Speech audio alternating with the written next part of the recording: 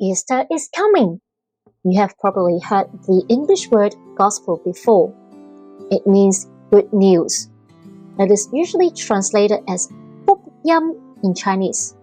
Phúc Âm. But these two Chinese characters do not really look like good news. Some of you may know that Âm means sound. But what about Phúc? Let's find out in this video.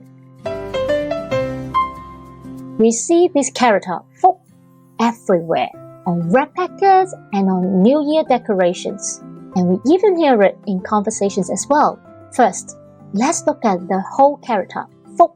We can think of it very simply as the left side and the right side. On the left, we have this piece C, which is the Chinese radical C. They are the same character, but C changes its shape when it is placed on the side because it needs to share space with the other part. In ancient times, C looked like an altar or platform where people offer sacrifice to heaven and to God. On the right, we have Phúc, which is the sound component.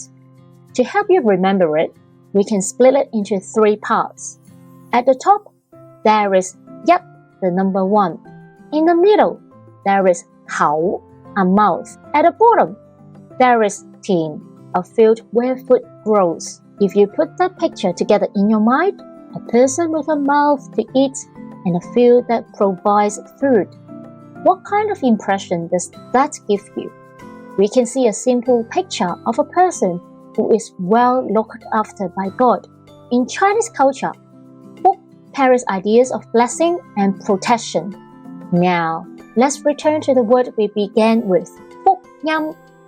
In English, gospel means good news.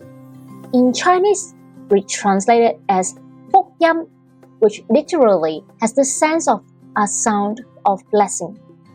A message about Phúc that is understood as good news. If you want to find out more about this good news, check out this video.